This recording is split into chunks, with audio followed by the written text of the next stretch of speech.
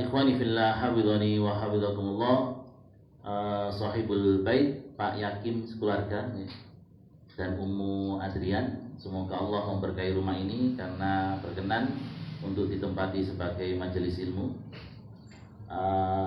Ikhwani wa akhwati fillah, rekan-rekan sekalian, jamaah di Kepanjen, alhamdulillah saya bersyukur pada Allah Subhanahu wa taala di pagi hari ini dapat bermuajahah, dapat bertemu dengan antum semuanya dalam keadaan sehat walafiat, dalam keadaan penuh nikmatnya Allah Subhanahu wa taala. Untuk pertama kali ana bisa silaturahmi dengan saudara-saudara saya di Kepanjen ini. Ya, ini saya sangat bersyukur. Ya, mungkin waktu kuliah ya, saya harus belok kiri kalau dari Gadang ya, ke Turen. Sering ke Turennya karena PPL-nya itu saya di Turen waktu S1. Harusnya lurus ini kalau ke Kepanjen ya. Alhamdulillah sekarang ditakdirkan oleh Allah Subhanahu wa taala ketemu dalam keadaan sehat walafiat di majelis ilmu untuk sama-sama kita mengawali belajar tentang Sirah Nabawi yang kita ambilkan dari kitab Ar-Rahiqul Maktum karya Syekh Sofiyur Rahman Al-Mubarakfuri. Salawat serta salam semoga tetap tercurahkan kepada Nabi Muhammad SAW beserta keluarga beliau, para sahabat, serta umat beliau yang mengikuti beliau dengan baik dan benar sampai kelak di yaumil qiyamah. Ikhwani fillah, hafidhani wa hafidhakumullah. Pagi hari ini kita mengawali untuk belajar Sirah Nabawi. Ya. Kita kenalkan dulu kitab yang kita ambil adalah Sirah Nabawi. Itu ditulis banyak sekali. Ya, biasanya yang umum itu Sirah Ibnu Hisham, kemudian Al-Bidayah wan Nihayahnya Imam Ibnu Katsir itu, tapi Imam Ibnu Katsir itu Al-Bidayah itu mulai penciptaan alam semesta. Ya, terus Nabi Adam sampai terakhir Nabi Muhammad sampai zamannya beliau. Itu Al-Bidayah wan Nihayah. Nah, kitab Al-Bidayah wan Nihayah ini biasanya jadi kitab induk. Beberapa penulis kemudian memisahkan khusus, oh ini masanya Nabi Adam, ya, ini masanya Rasulullah, jadi kitab tersendiri. Ini masanya Khulafaur Rasyidin. Sampai beliau penutupnya di Al-Bidayah wan Nihayah itu memberikan ya, tanda-tanda kiamat. Ya. Ada yang ngambil khusus tanda-tanda kiamat dari kitab beliau.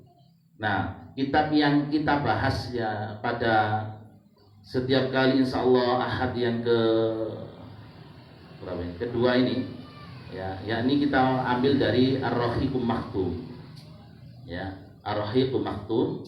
Jadi kalau kita lihat nama ini diambilkan dari ayat dari surah Ad-Dahr atau Al-Insan. Ya, Ar-Rahiqul Maktum. Jadi perlak ya, jadi yang dipermak itu. Ya, sajian khusus untuk orang-orang ahli surga. Nah, kitab ini bukan kitab salaf. Artinya bukan kitab klasik, tapi kitab modern ya. Cuma manhajnya orangnya adalah manhaj salaf gitu loh. Jadi kitab modern, kitab sekarang ya, kitab sekarang ya, seperti kitab-kitabnya Syekh Utsaimin, Ibnu Baz ya kitab sekarang. Cuma manhajnya, yang penting manhajnya ya. Nah, kitab ini tuh ya serahkan berawal dari lomba yang diumumkan oleh Rabithah Alam Islami. Rabithah Alam Islami itu Persatuan Dunia Islam, PBB-nya negara-negara Islam. Ya. Itu mengumumkan akan mengadakan lomba penulisan Sirah Nabawi. Ya, seluruh dunia dipersilahkan. Ya. Assalamualaikum.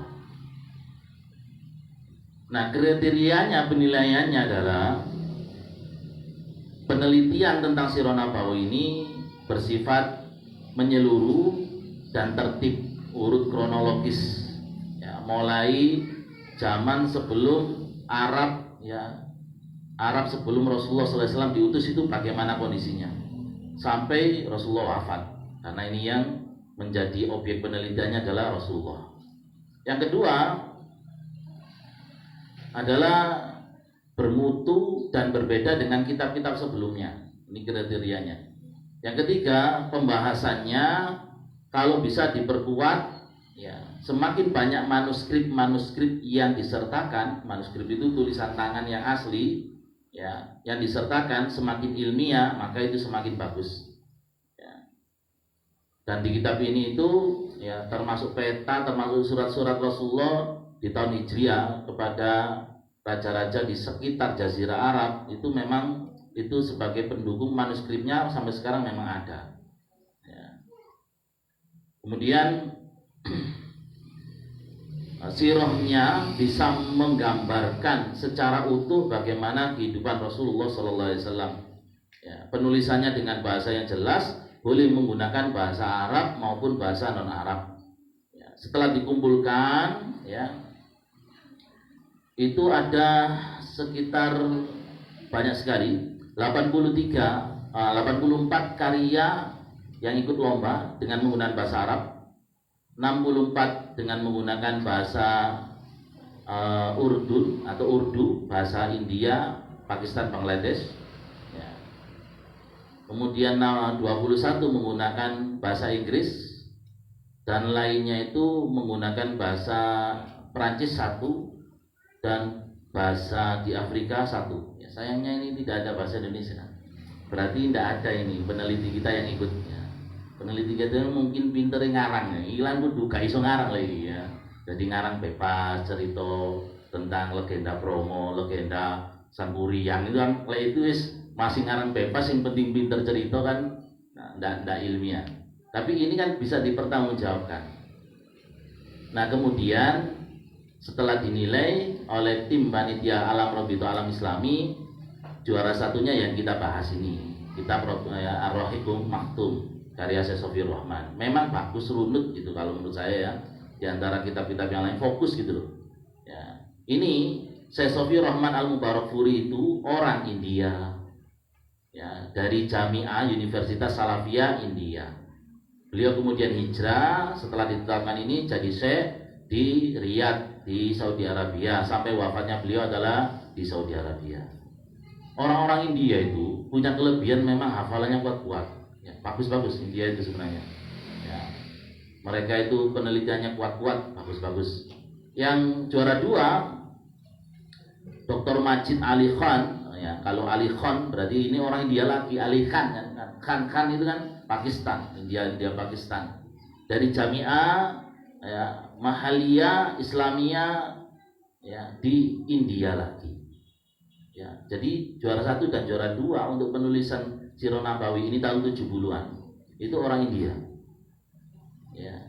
Orang India ini kita maksud India lama ya. Jadi India, Pakistan, Bangladesh itu satu bangsa. Ya.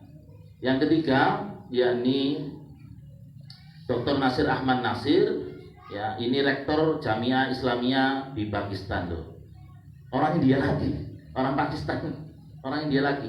Juara 4 adalah Ustadz Hamid Mahmud, ya, Muhammad Mansur dari Republik Mesir. Ya, ini baru orang Arab, Republik Mesir Arab. Juara kelima adalah Ustadz Abdus Salam Hashim Hafid Minal Madinatil Munawwarah. Ya, baru orang Madinah, juara kelima. Ya, ini sekilas yang kita bahas gitu loh. Ya. Saya harapkan panjenengan antum semuanya runut dalam Sirah Nabawi. Ya, karena saya itu ngajar Sirah Nabawi di suatu tempat dipaksa untuk langsung perang gitu. Waduh suwe nu sak perang-perang. Lho yo jalur perang Badar, jalur perang Uhud, moro-moro perang ini nanti pemahamannya tidak kamil, tidak utuh. Ya. Jadi kita itu perlu tahu background kenapa Rasul itu dari Ismail, dari keturunan Bani Ismail, bagaimana kondisi Arab ketika itu, posisinya mereka, kenapa yang dipilih oleh Allah Subhanahu wa taala nabi terakhir itu seorang namanya Muhammad bin Abdullah dari suku Quraisy. Ya. Jadi tidak tiba-tiba boleh seneng perangin. Ya. Jadi kita runut. Ini gambaran sekilas tentang apa yang kita bahas. Jadi muallifnya adalah Syekh Sofiyur Rahman Al-Mubarakfuri. Insya Allah beliau baru wafat itu sekitar 2018 kalau nggak salah. Barusan ya. Barusan. Baik. Para jamaah sekalian, kita mulai sekarang tentang Mauqi'ul Arab wa aqwamuha. Ya, letak strategis dunia Arab dan suku-sukunya. Kenapa kita belajar Sirah Nabawi para jamaah dimulakan oleh Allah Subhanahu wa taala adalah gambaran ya, Jadi gambaran kehidupan Rasulullah Sallallahu Alaihi Wasallam. Untuk mendapatkan gambaran yang utuh, kita perlu apa? Kita perlu melakukan komparasi, perbandingan. Bagaimana latar belakang risalah ini dan bagaimana dampaknya. Jadi latar belakang kondisi masyarakat Arab itu bagaimana digambarkan. Ya, harus paham.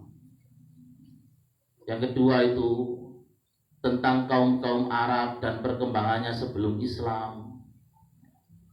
Dan yang ketiga untuk mengetahui situasi dan kondisi saat Nabi Muhammad SAW diutus. Ya.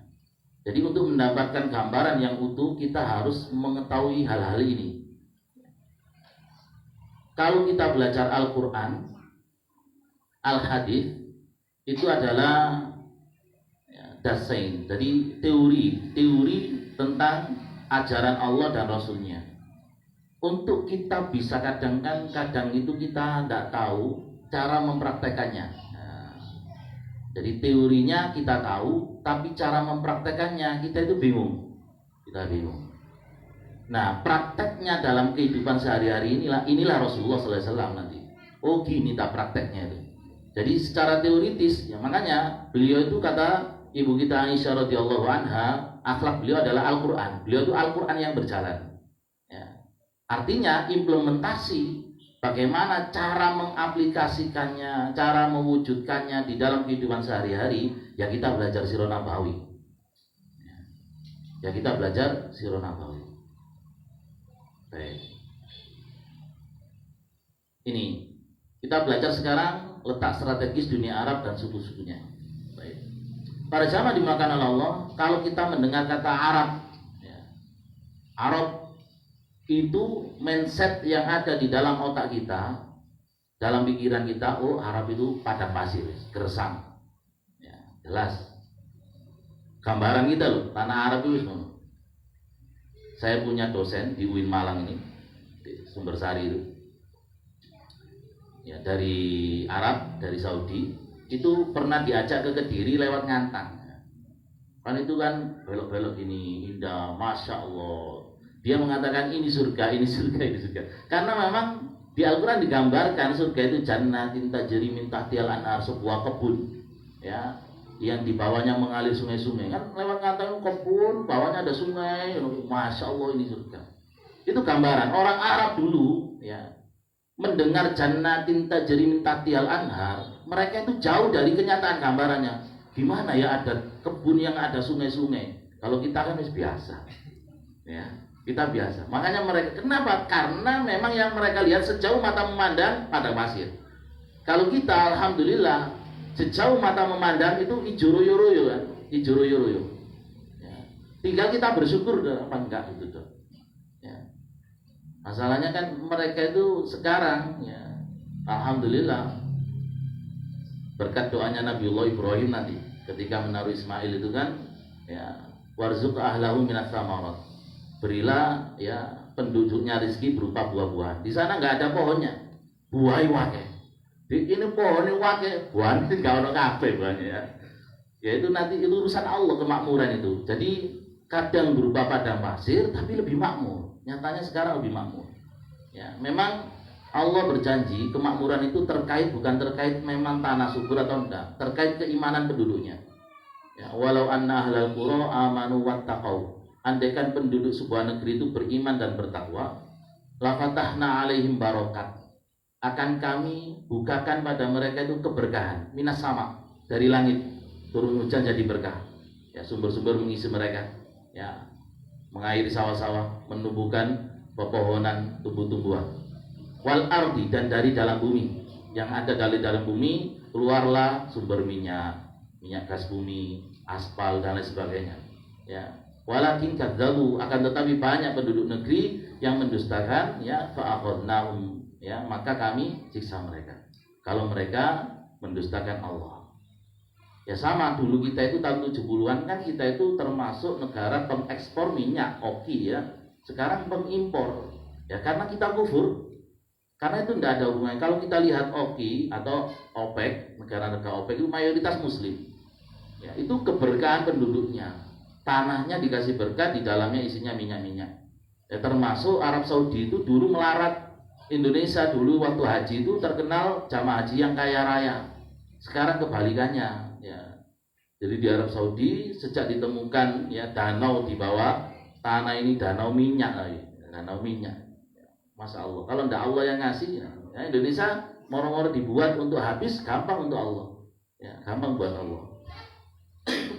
Baik. Yang kedua, tanahnya gundul, gersang, tiada air dan tanaman. Ini gambaran tentang Arab. Ya. Nah, sejak zaman dulu kalimat Arab ini para jamaah dimakan Allah ditujukan kepada Jazirah Arab dan kaum yang menempatinya, serta menjadikannya sebagai tanah air mereka. Itu maksudnya Arab. Arab adalah sebuah ya jazirah, sebuah posisi berada di Jazirah Arab, dan penduduk yang menempati Jazirah Arab dan bertanah air di sana, merekalah orang Arab. Ya, itu maksudnya Arab. Baik. Wa Jaziratul Arab yuhaddiha ghoriban al-Bahr al-Ahmar. Ya, sekarang mana yang disebut Jazirah Arab itu? Ya. Jazirah Arab ini perbatasan di sebelah baratnya. Bisa ya. Jadi kalau ke atas ini arah mana? Kalau peta utara ya. Kalau ke bawah arah selatan, kanan arah timur, ya ke kiri arah barat. Nah, ini barat, ini adalah Laut Merah, Bahar Al-Ahmar. Ya, jadi yang disebut Jazirah Arab itu yang baratnya berbatasan dengan Bahrul Ahmar ini, yakni Laut Merah, tempat tenggelamnya Fir'aun yang jenengan tahu itu. Nah, Fir'aun itu tenggelamnya di sini sebenarnya. Nah, ini. Ya. Ini Gurun Sinai, ya wattini wazzaitun wa turi sinin, ya. Orangnya namanya Gurun Sinai. Ini sekarang masuk wilayah Mesir. Di sini sekarang di Sudet. Dulu ini daratan, sekarang di Sudet. Jadilah terusan Suez. Ya, sejak Mesir dijajah Perancis, orang Perancis yang nyudet ini. Karena dulu kalau mau ke Asia, orang Eropa itu mau benang Afrika Selatannya tuh. Nah, karena ini daratan, nggak mungkin kapalnya di Unggano. Sekarang sedang di Sudet, mereka bisa motong di Laut Tengah sini, terus langsung lewat sini. Ya. Biasanya tentara-tentara kita, jenengan kalau punya tentara yang angkatan laut ngambil kapal perang Sigma dari Jerman, itu lewat sini, nanti mampir di Jeddah, di Umrono tentaranya. Mesti itu ya, kalau ngambil kapal. Baik. Ini Jazirah Arab. Berarti dibatasi di barat ini dengan Bahrul Ahmar. Ya, di baratnya juga ada Gurun Sinai. Kemudian untuk Syarqan, untuk sebelah timurnya yakni Al-Khalij Al-Arabi wa juz'un kabir min biladil Iraq Al-Janubiyah. Ya, yakni Teluk Arab dan sebagian besar dari Irak bagian utara. Ini Irak, ya di atas kan bagian selatan, Irak sini itu bagian utara. Inilah yang disebut sebagai Jazirah. Untuk baratnya ini batasi, untuk timurnya adalah Al-Harij Al-Arabi, ya, yakni Teluk Arab. Nah, panjenengan antum semuanya penamaan teluk ini rebutan ya, rebutan sampai sekarang. Dan di Google sampai sekarang saya sayangkan itu mengakomodasi orang Syiah. Orang Syiah ini mengatakan Al-Harij Farsi, yakni Teluk Persia. Ya, maka jangan sampai kita menyebutnya Teluk Persia. Ini Teluk Arab. Ya, karena memang berkaitan dengan memang akidah juga. Persia sekarang sedang mengadakan eksodus besar-besaran, ekspansi besar-besaran untuk Syiah. Ya. Ini selatnya dinamakan Selat Hormuz. Hormuz itu siapa? Hormuz itu panglimanya orang Syiah dulu, Persia. Di zamannya Khalifah Abu Bakar, Hormuz ini berhasil dibunuh. Ya, dibunuh oleh Khalid bin Walid. Ya. Sekarang dinamakan Selat Hormuz. Nah, berarti orang Persia, orang Syiah, Iran sampai sekarang tidak bangga menjadi Islam. Kenapa? Kok menamakan dengan panglimanya yang kafir dulu, yang dibunuh oleh sahabat Khalid bin Walid. Berarti mereka tetap sebenarnya mereka mengaku Islam tapi gak seneng Islam. Cuma mau ya menunjukkan bahwasanya kami bukan Islam, tidak mau. Mereka tetap mau Islam, ya Republik Islam Iran, tapi aslinya adalah Republik Syiah Iran. Ya, ini ya hal-hal semacam ini panjenengan harus menguasai ya. Untuk apa? Untuk mengetahui bagaimana perkembangan dakwah dunia ya, dan berawal dari sini ya. Jadi ini adalah yang benar panjenengan anak-anak. Kalau saya di sekolahan juga saya ngajarkan jangan sekali-kali menyebut Teluk Persia. Tadi sebutnya Teluk Arab, ya, Arabian Gulf, ya, atau Al-Halijul Arab. Ya. Baik. Untuk kita lanjutkan, ya, wa januban Bahrul Arab alladhi huwa imdidad li Bahril Hind. Sedangkan di daerah selatannya yang namanya Jazirah Arab itu dibatasi dengan ini dinamakan Samudra Arab atau Bahrul Hindi, Samudra Hindia, nyambung dengan ini Malang Selatan ini. Nah, terus kan itu Samudra Hindia. Ya, ngeliyep tower sampean ngulon kok tembus mrene. Ya, mbok tutuke kapan sak wulan lek wong biyen ngaji ya. Lek kapal laut kan dulu itu 1 bulan perjalanan, 40 hari di sana, 1 bulan perjalanan, 3 bulan. Jadi ke Peduk itu memang seperti hidup lagi. Sekarang itu hanya 12 hari kalau yang paket berangkat terakhir mulai awal itu. Ya. Nah ini ya, ini namanya Jazirah Arab. Jadi panjenengan harus mengenal mana yang disebut Jazirah Arab. Kita lanjutkan. Untuk sebelah utara adalah berbatasan dengan Syam, ini Syam, dan Irak bagian ya barat dan beserta Turki. Inilah batasnya. Ini Syam. Syam itu sekarang menjadi 4 negara, yakni Palestina, Yordania, Lebanon, dan Suriah. Itu dulunya Syam, sama dengan kita. Kita dulunya adalah Jawawi, Asia Tenggara, menjadi Indonesia, Malaysia, itu satu bangsa dulu ya, satu bangsa dipecah oleh penjajah. Ya. Yang bekas jajahan Belanda dari Indonesia, yang bekas jajahannya tadi, jenengan dengarkan Upin Ipin masih gak terjemah, ngerti nggak? Ngerti, cuma beda logat, sama dengan orang Madura bicara Melayu, orang Jawa bicara Melayu, sama saja. Ya, supaya apa? Supaya kekuatan Muslim di Melayu ini terpecah. Ya, di domba bisa ilo-iloan Indonesia musuh Malaysia perang, perkara tempe, perkara keris, perkara reok, lucu. Karena memang satu bangsa di ekonomi Jawa ya banyak gitu loh. Orang Madura ya banyak. Ya, mereka pindah sebelum ada namanya Indonesia dan Malaysia. Ada namanya Indonesia baru tahun 45, Malaysia baru tahun 60. Nah, gitu loh. Ini pentingnya kita belajar sejarah. Baik. Kemudian ini namanya Jazirah Arab. Jazirah Arab. Ya. Dulu awalnya orang Arab ini ya ada di sekitar ini, guys.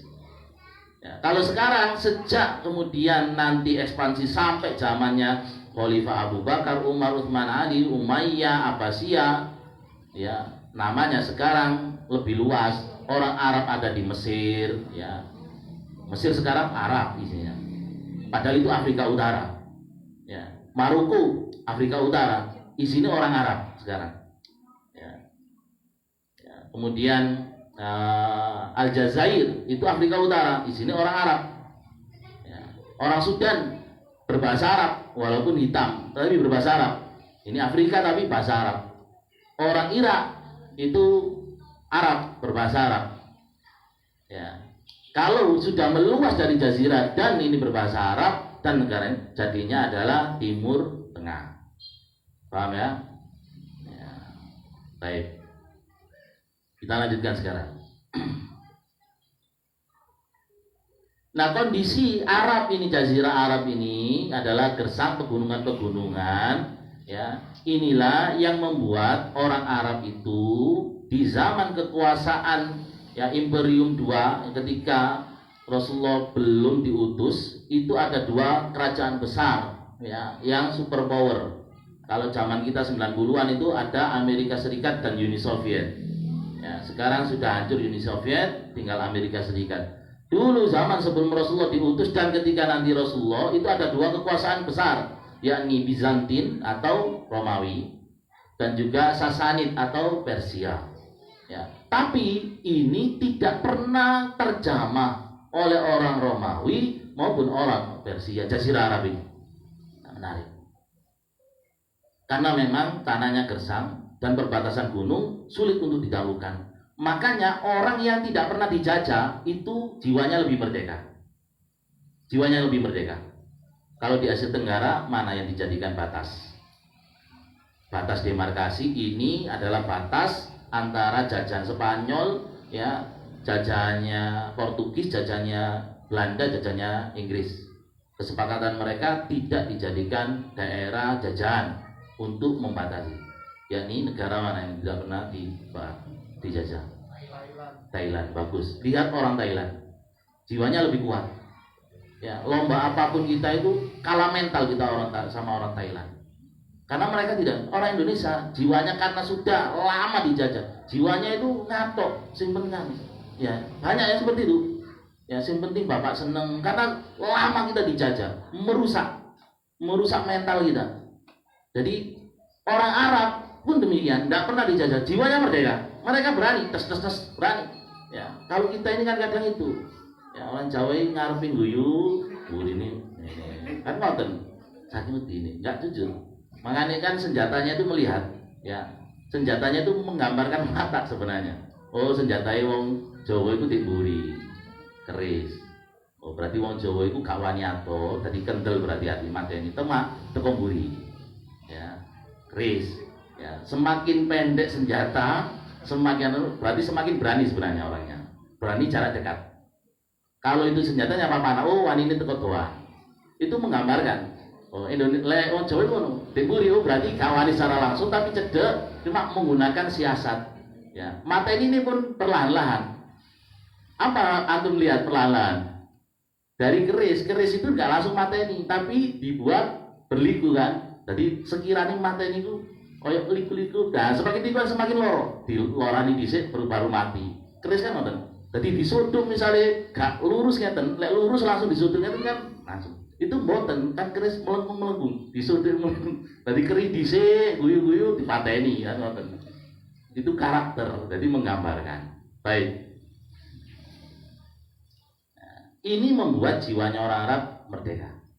Ya. Kemudian pada zaman dimulakan Allah, letak strategisnya juga Arab, ya, itu ada di tengah-tengah. Ya, kalau jenengan itu astronot ke bulan pun, itu kelihatan pusat buminya maknanya di Mekah, dan itu kelihatan bercahaya. Ya, kalau kita biasa di peta SD kita Indonesia sing tengah kan, Indonesia sing tengah. Ya. Terus sebelah kiri itu India, sebelah kanannya itu Samudra Pasifik. Yang benar ini posisinya sebenarnya ini, ya, ke timur. Jadi ini penghubung, ya. Mulai zaman lama ini adalah penghubung beberapa benua. Yang di sini ketemu benua Afrika, benua Eropa. Kalau ke timur ini nanti adalah ya benua Asia sampai ke Cina. Kalau ke lautan ini nanti sampai ke Jawa. Ya, sampai ke Jawawi, Asia Tenggara. Ya. Ini hubungannya dengan uang. Oleh karena itulah pada zaman dimulakan Allah, inilah bagaimana kita bisa mengenali dulu letak strategis Jazirah Arab yang nanti Allah Subhanahu wa taala akan mengutus rasul terakhirnya di Jazirah Arab ini. Baik. Kita belajar lagi langsung. Kaum-kaum Arab. Kaum-kaum Arab, ya, asal usulnya orang-orang Arab. Pada dasarnya para ahli sejarah menyebutkan 3, ya. Orang Arab itu berasal jenisnya, golongannya, garis keturunannya berasal dari 3 ini. Yang pertama namanya Arab Baidah. Ya. Ini Arab kuno. Ya. Dan ini sudah punah. Sekarang pun melacak untuk keturunan ini tidak sampai zaman sekarang. Kenapa? Karena mereka memang dibinasakan. Contohnya adalah kaum Ad, kaum Tsamud, itu adalah Arab Baidah. Orang Arab mereka, bukan orang Bani Israel. Kaum Ad itu kaumnya Nabi. Alam taro kaifa fa'ala rabbuka bi'ad irama dzatil 'imad allati lam yukhlaq mithluha fil bilad. Ya. Kaumnya Nabi Hud, bagus. Ini Arab kuno, yang ini punah. Ya. Kaum Ad, ya, dan ini Arabnya raksasa, jadi besar-besar. Ya, raksasa besar-besar. Nabi Nuh saja kuburannya sudah 4 meter. Nabi Nuh itu 4 meter. Kalau Nabi Adam itu 60 hasta, 30 meter. Nabi Adam itu tingginya 30 meter. Jadi manusia itu awalnya ya ukurannya tinggi, umurnya panjang-panjang. Semakin lama fisiknya semakin pendek, umurnya juga semakin pendek. Itu manusia. Ya. Makanya jangan aneh kalau misalnya ditemukan fosil gajah biyen mamut gede. Loh, wajar karena menungsonya gede. Manusianya 30 meter. Ya. Ada ya, kalau saya sih melihat seperti orang menamakan dinosaurus, kewan-kewan biyen itu besar. Karena memang manusianya juga besar. Gitu loh. Nabi Adam aja 30 meter bayangno. Jadi misalnya tadi atlet basket balik slam dunk. Ya, tadi pegawai PLN yo ndodok menakno. Ya, 30 meter. Dan panjenengan nanti penduduk surga itu dikembalikan seperti Nabi Adam. Jadi nggak usah gupung golek obat peninggi wis ngenteni di swarga. Berarti fokusnya kok mlebu swarga. Engko sampean dukur 30 meter. Ya saiki golek dunya sampai lali akhirate gak salat. Gawe apa ngomongno? Gawe oleh obat peninggi lah apa cak, ya. Fokus ke surga. Nanti sampai dukur 30 meter.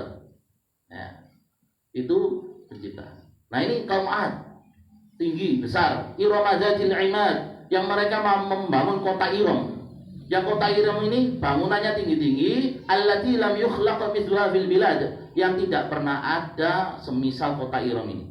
Ya, tidak ada. Belum dipahami batu ada. Ya, gunung di Arab dengan gunung di Indonesia beda. Gunung di Arab itu ya batu. Di sini batu tok karo alase. Ya. Hewannya apa? Ya kambing gunung, ya, macan gunung. Kalau di sini kan tanah berisi hutan. Kalau sana batu. Nah itu rumahnya orang Ad juga demikian. Kemudian kaum Samud, kaumnya Nabi siapa? Kaum Samud, kaumnya Nabi Soleh. Ya, itu adalah Arab Baidah, Arab kuno, tinggi-tinggi. Sekarang kalau antum itu ke daerah namanya Madain Soleh, ini wilayah Saudi. Kalau menuju ke sana itu, ini bekasnya rumahnya kaum Samud masih ada. Ya. Dan Rasulullah ketika perang Tabuk itu lewat sana, lewat sana dan memerintahkan para sahabat jangan lama-lama, jangan minum air di tempat itu, jangan lama-lama di sana, cepat kalau bisa lari lewat perkampungan kaum Samud. Ya, ini menunjukkan apa? Ya, kaum-kaum yang pernah dibinasakan, ya, kaumnya tidak boleh tempat wisata, tidak boleh dijadikan wisata. Ya. Jadi misalnya suatu daerah dikasih bencana oleh Allah, ya, dijadikan wisata, jangan. Kalau bisa dihindari. Itu tempat turunnya azab, bukan tempat turunnya rahmat. Ya, kalau bisa dihindari. Itu tentang Arab Baidah. Selanjutnya, yakni ya, nenek moyangnya orang Arab itu namanya Arab Ariba. Arab Ariba, ya, berasal dari orang namanya Ya'rib, makanya dinamakan Ariba. Ya'rib bin Yasqub bin Qahtan. Jadi Qahtan, ya, pernah dengar saya namanya Al-Qahtani? Ya, Qahtan. Ini berarti dari Arab Ariba. Ya. Dinamakan juga namanya Arab Qahtaniyah. Ya. Pernah baca kitab Hisnul Muslim, zikir, ya, dan doa yang bersumber dari Al-Quran dan Sunnah kecil, itu antum baca itu siapa nama pengarangnya, ya, Syekh Ali Al-Qahtani. Ya, berarti beliau adalah Arab Ariba. Ya. Nanti berarti Arab Ariba letaknya asalnya dari negeri mana? Nanti kita bahas. Yang ketiga namanya Arab Musta'riba. Di sini sumbernya orang Arab ini 3. Arab Baidah tapi punah ini, kuno, besar-besar, tinggi-tinggi. Kaum Ad, kaum Samud yang diceritakan di Al-Quran itu Arab Baidah. Arab Ariba, ya, yang sekarang menjadi marga Qahtani. Ya, kemudian Arab Musta'riba. Ya. Nah, Arab Musta'riba inilah yang nisbatnya ke Nabi Ismail alaihissalam. Musta'riba ini sekarang dinamakan Arab Adnaniyah, yang dinamakan Adnaniyah, Adnan.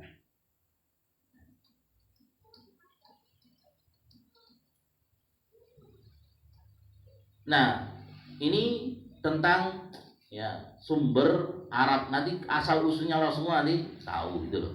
Ya. Kemudian pada zaman dimulakan oleh Allah, adapun Arab Ariba yang sampai sekarang masih bisa kita lihat jejaknya. Kalau Baida tadi sudah punah, Arab Ariba yakni Qahtani berasal dari Yaman. Ya, dari Yaman. Kemudian berkembang menjadi beberapa kabilah-kabilah ya. Inilah awalnya Arab Ariba. Mereka menyebar menjadi kabilah-kabilah. Pada intinya kabilah yang besar namanya Himyar ya, kabilah Himyar. Di antara anak turunannya yang masyhur adalah Zaid al-Jumhur, Qudaa dan Sakasik ya. Kemudian selanjutnya Arab Ariba ya, termasuk Arab Ariba adalah Kahlan ya. Dan Kahlan ini ya, Himyar tadi Zaid al-Jumhur, Qudaa dan Sakasik. Sedangkan Kahlan ini banyak keturunannya ya, Hamadan, Anmar, Toye, Mazdad, Kindah, Laham, Juzam, Azad, Aus, Khazraj, Jafna. Yang antum kenal anak keturunannya Kahlan ini siapa? Aus dan Khazraj. Bagus, minimal harus dikenal kan. Berarti ini Arab ya, Ariba ya, Aus dan Khazraj. Sinten Aus dan Khazraj itu penduduk asli kota Madinah ya, yang ketika hijrah bernama Ansor. Jadi orang Ansor ya, yakni terdiri dari suku Aus dan Khazraj, berarti ini keturunan Kahlan. Kahlan itu adalah Arab Ariba, berasal dari Yaman berarti. Ya, berasal dari Yaman. Nah, kok bisa kemudian menyebar ke Madinah ya? Ada yang nanti ke Irak, Lahem ini daerah sekarang daerah Irak ya. Berarti ngoten, kalau orang Indonesia secara ilmu dulu antum diajarkan asal usulnya orang Indonesia itu berasal dari mana? Yunan, Cina. Jadi berarti kita itu masih keturunan ya, satu marga sebenarnya dengan Cina, cuma berubah dengan sedikit kakak sepit-sepit nemen lah ya. Nah, Nabi Sis ya, anaknya Nabi Adam sing dianggap sebagai nenek moyangnya orang Cina, Nabi Sis ya, memang Sudup, lahirnya Sudup. Nah, kita ini kalau pelajaran ya geografi diajarkan asal kata ya, asal orang yang menempati Nusantara ini berasal dari Yunan, Cina.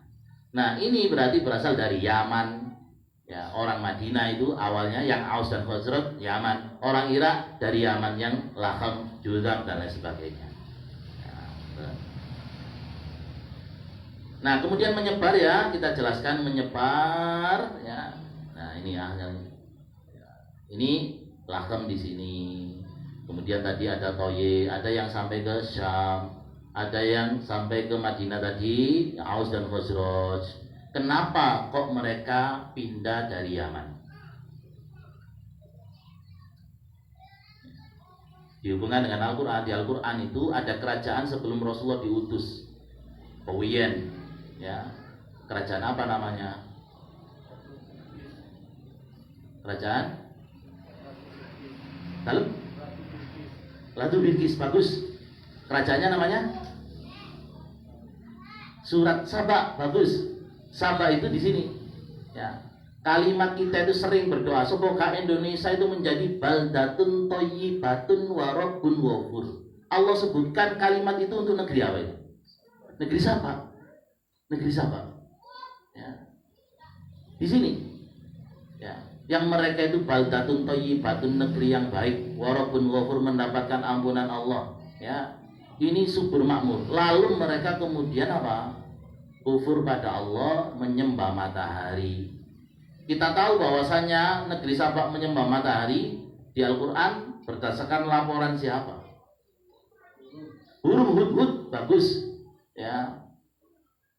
tatkala Nabi Sulaiman itu membariskan pasukannya baik dari bangsa manusia, jin dan hewan-hewan, Nabi Sulaiman melihat lam ara hudhud. Ya, mana ini hudhud? Kok tak saya lihat? Kalau dia tidak segera datang, ya, dengan memberikan alasan yang benar, saya beleh. Caranya Nabi Sulaiman. Wa tafaqqada at-tayra faqala ma liya la aral huda am kana minal ghaibin. Ya, maka beliau membariskan pasukan dari burung, beliau tidak melihat hudhud. Ya, kok tidak ada ini? Ya. La u'adzibannahu 'adzaban syadidan aw la azbahannahu aw la yatiyanni bisultanin mubin. Ya, jika dia tidak segera datang, akan aku hukum dia, siksa dia dengan siksa yang pedih, atau akan aku sembelih dia, atau dia berhasil mengungkapkan alasan yang benar. Ternyata burung hudhud nang ini. Bayangkan ya, Nabi Sulaiman itu kerajaan kepundi? Mriki lho. Ya, teng Israel, teng Palestina, ya, teng Palestina. Mriki hudhud dolen untuk gini, nandiele dolen untuk gini. Wae baris gak teko. Ya. Dolen untuk gini. Padahal ini ribuan kilo. Mekah Madinah saja berapa kilo? 500 kilo. Di peta mek cedek 500 kilo. Mekah Madinah. Jadi Rasulullah hijrah perjalanan 12 hari. Ya, dengan mampir-mampir total normalnya 8 hari kalau jalan ketika itu adalah 500 kilo. Panjenengan melok gendewo berapa kilo? Ya, 17 Agustus. Tidak sampai 500 kilo. Rasulullah 500. Tapi ini dari sini ke sini. Mengabarkan apa? Ini ya, saya melihat bahwasanya ya, Arul Mulka sebuah kerajaan yang mereka la yasjuduna lillah. Mereka tidak sujud pada Allah. Ya, wasjudu lisyamsi. Mereka sujud pada ya, matahari. Lalu oleh Allah yang negaranya makmur dirubah menjadi ya, gersang. Caranya Allah apa? Sailul Aram, bendungannya jebol. Ya, bendungan pertaniannya jebol. Sejak bendungan jebol, tanaman-tanaman yang sana itu berbuah pahit-pahit. Ini yang di antara sebab menurut para ahli tarikh di sini mereka menyebabkan banyak yang hijrah. Sudah nggak bisa ini bisa hijrah. Termasuk Azad, Lahem, Juzam dan Butuni Toyik. Ya, dan orang-orang Toyik di sini, ya. Kemudian Kindah di sini, ya. Ini dari Yaman semuanya, tapi ini di Jazirah Arab semuanya. Baik. Sampai sini paham? Gak ngantuk ya? Karena si Roy pada orang cerita kan aku kuatus uru-uru, ya. Ya, kecuali yang capek ya, yang capek. Baik. Ini saya ringkas seperti itu, ya. Ada yang punya bukunya sudah terjemahnya? Jadi, tapi kalau baca tok, insya Allah kurang paham. Lagi ceritanya nyatanya paham ya. Jadi itu aribah. Sekarang tinggal satu. Ya. Kita jelaskan dulu marga-marga Kahlan yang meninggalkan Yaman ya. Ya, ini yang pertama Azad. Ya. Ya. Ya, ini ke anak keturunannya diantaranya Sa'labah bin Amr. Dia pindah sampai ke sini ya, ke tepian dari sungai Laut Merah, Jeddah, Madinah ini. Kemudian yang kedua Imran bin Amir, anak keturunan Azad dari Kahlan, dari Arab Aribah. Ya, mereka pindah ke Oman ya. Kemudian Jafna bin Amr ini pindah sampai ke Syam. Berarti orang-orang Arab Syam sekarang ini Palestina, ya, orang Lebanon, orang Suriah. Ini berarti asal usulnya dari negeri mana? Yaman. Jadi mereka tahu sekarang. Ya, orang Madinah yang asli asal usulnya dari Yaman. Ya, orang Irak ya asal usulnya dari Yaman yang di Lahem tadi dan Juzam. Orang Kindah yang di sini juga dari Yaman. Nah, Lahem dan Juzam ini pindahnya ya, Lahem dan Juzam pindahnya ke kota Hira. Sekarang kota Hira ini Sungai Efrat ini sekarang menjadi negeri Irak. Ya, Sungai Efrat dan Sungai Tigris kan di Irak. Ini sungai, nah lo ini loh namanya lo Persian Gulf, masih ada. Kalau jenengan download ini dinamakan ya Persia malah. Jangan, kalau kita Ahlussunnah sekali-kali penamaan itu penting ya. ya sebutkan sebagai Arabian Gulf. Saya kasih contoh seperti ini memang wujud di Google itu juga demikian. Ya, berarti Google lebih memihak sisi A gitu loh. Ya, ini juga berarti terkait lobby mereka juga kuat gitu loh. Ya, ini terkait politik juga. Baik. Ya, Banu Lakhem pindah ke sini, Lakhem dan Judam ini juga dari Kahlan. Berarti asal mereka dari Yaman. Ya. Kemudian Toye. Ya, Toye juga kalau sekarang Tabuk, daerah Tabuk, Rasulullah pernah perang Tabuk melawan orang Romawi, ya. Jadi di sini nih orang Arab, kalau di sini cuma mereka itu secara kebudayaan lebih dekat ke orang Eropa. Ya, maka kalau antum itu lihat orang Palestina, loh orang Palestina kok gak jubahan sih? Akeh sing celana levisan kaosan ya. Iya apa enggak? Antum lihat. Beda loh dengan orang yang Yaman, orang Oman, orang Saudi, itu jubahan, nonton bal-balan aja jubahan. Iya kan? Itu duduk salawatan ya, jubahan itu nonton bal-balan. Ya memang pakaiannya seperti itu. Ya. Bahasa saya bahasa Malangan ya, enggak apa-apa. Waduh, stati gak nyunai perkara bahasa rek. Masuk gak nyunai biar antum ini akrab. Ya, yang penting kan bahasanya bahasa bisa dipahami dan bukan bahasa kotor ya. Nah, seperti ini, Toye berarti ini asalnya Yaman. Lanjut, Kindah. Ya. Kindah itu di sini. Nah, perbatasan Irak dengan Saudi di sini. Nah, ini Kindah. Berarti orang sini juga asalnya Yaman. Ya. Baik. Ya, ini dulu. Baik, itu tentang Arab Aribah. Ya. Makanya orang Lebanon sekarang, orang yang di Sam, Lebanon terutama banyak Kristen. Jadi banyak Kristennya. Seperti si tukang nyanyi itu siapa itu yang nyanyi Barakallahu Laka itu orang Arab tapi Lebanon, tapi Kristen, dikira orang Islam dan nyanyinya dikira sholawatan padahal bukannya bahasa Arab.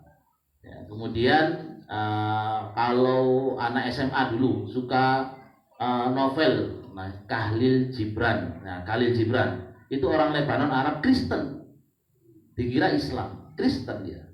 Ya. Itu nanti kenapa kok orang Lebanon itu Arab? Karena dulu masuk wilayah Romawi. Mereka itu bangsanya Arab tapi secara kebudayaan mereka ikut Eropa. Sampai sekarang masih tersisa itu kelihatan bahwasanya orang-orang di Palestina, Suriah itu Arab tapi modelnya gaya hidupnya Eropa. Pakaiannya pun sudah yaitu. Sekarang Arab Musta'ribah. Yang terakhir ya, jadi intinya moyangnya orang Arab kan 3, Baidah, Punah, Aribah dari Yaman, Musta'ribah sekarang. Kalau Musta'ribah itu moyangnya dari Nabiullah Ibrahim alaihissalatu wassalam, itu Musta'ribah. Nah, Nabi Ibrahim itu asalnya mana? Min biladil Irak, dari Irak. Kota namanya Ur ini, Ur. Nah, ini asalnya Nabiullah Ibrahim. Jadi Nabiullah Ibrahim itu orang Arab Musta'ribah. Ya, Musta'ribah. Asalnya Irak, dari kota Ur, ya, di tepi barat Sungai Efrat. Ini Sungai Efrat sini, tepi baratnya ada kota Ur. Ya. Kemudian, ya, ini kota dekat Kufa, ya, Kufa, tempat wafatnya Ali bin Abi Thalib dan juga Husain. Kufa sekarang itu kota sucinya Syiah. Orang Syiah itu lebih senang berkunjung ke Kufa daripada ke Mekah Madinah. Ya. Mereka ada Masjid Kufa, nyebutnya Kufa, tapi isinya kuburan. Ya. Jangan, ya. Saya pernah menemukan penyusupan Syiah di pelajaran kita. Ya, karena saya ketua MGMP, itu LKS seperti ya masjid gambarnya. Kalau kita cermat, ini adalah kuburannya Husain di Kufa. Ya, Syiah sudah menyusup. Waktu saya itu buka isi pelajarannya ya tentang fitnah, perang Jamal, perang Tahkim itu ya menyebutkan sahabat Muawiyah bin Abi Sufyan itu tamak gini-gini, waduh, mencela isinya. Nah, itu sampai ke pelajaran umum loh. Ya. Ketika itu kemudian kita protes supaya ditarik. Berarti sudah nyusup. Ya. Ini penting kita mengenal sejarah loh. Jadi dipasang koyok gambar masjid, antum nggak ngerti itu kuburan Husain. Kufa ya, tadi bilang Kufa. Ur, Kemudian para jamaah dimulakan Allah, ya, para ahli sejarah, ya, bahwasannya ini penyebaran Nabi Ibrahim dan keluarganya ini luas, ya, luas. Beliau Nabi Ibrahim itu sampai perjalanannya sampai ke Haran, ya, Haran. Kemudian ke Palestina. Nah, ini yang terkenal, tepatnya di Gaza. Dan di Gaza inilah beliau itu membangun markas dakwanya. Jadi Nabi Ibrahim itu di Gaza atau Gaza yang kita kenal sekarang. Ya, itu markas dakwanya Nabiullah Ibrahim. Beliau juga menikah dengan Ibu Sarah itu di sana. Ya, beliau hidup berdua dengan Ibu Sarah itu di Gaza, di Palestina. Ya, sampai sini. Ya, bayangkan dari itu zaman itu ya perjalanan berarti jauh. Ya. Kemudian ya beliau juga terkadang dakwanya sampai ke Mesir. Nah, sini Mesir. Nah, di sini Mesir, Kairo, ya, sampai ke sini. Dan ketika ke sana para jamaah dimulakan Allah, ya, Fir'aun itu gelar untuk Raja Mesir. Ya. Jadi jangan loh, kok ini zamannya Nabiullah Ibrahim kok ada Fir'aun? Ya, karena Raja Mesir semuanya gelarnya Fir'aun gitu loh. Cuma Fir'aunnya zamannya Nabi Musa, nama aslinya siapa? Ramses ya. Ya, bukan Rames ya, sekor Rames malah ini Ramses. Nah, itu waktunya Nabi Musa. Sama-sama gelarnya Fir'aun ya. Nabi Musa dengan Nabi Ibrahim ini tuan siapa? Ibrahim, jelas ya. Berarti Nabi Ibrahim sudah sampai Mesir, berarti Mesir ketika itu sudah ada kerajaan, sudah gelarnya Fir'aun. Nah, Fir'aun ini ketika Nabi Ibrahim ke sana bersama Sarah, ini dia punya niat buruk kepada istrinya Nabiullah Ibrahim, Ibu Sarah itu. Ya. Walakinnallaha radda kaidahu fi nahri. Akan tetapi kemudian Allah menolak ya, melindungi Ibu Sarah ya dari makarnya si Fir'aun. Ya. Mungkin ini mau menggoda dan sebagainya. Ya, Fir'aun kemudian wa'arafa Fir'aun ma li Sarah min silatil qawiyyah billah. Lalu sadarlah Fir'aun bahwasanya Sarah ini bukan orang biasa, dia orang mulia, dilindungi oleh Allah. Sejak itu beliau ya orang itu obat hatta akhadamaha ibnatahu, sampai kemudian bentuk salahnya ya Fir'aun memberi hadiah anaknya supaya membantu ya dua pasang suami istri yang belum punya anak ini, namanya Hajar. Jadi ya kita itu di pelajaran biasanya Hajar itu budak ya, hitam, salah. Tujuannya untuk apa? Melecehkan Nabi Muhammad. Karena dari Hajar nanti lahir Ismail. Ismail siapa? Ya, moyangnya Nabi Muhammad. Itu berarti dari Bani Israiliyah. Ya. Jadi Siti Hajar itu bukan budak, bukan orang yang kulit hitam, bukan. Dia bahkan putrinya raja. Berasal dari Kipti, berarti Kipti ya dia, seorang Mesir. Gitu loh.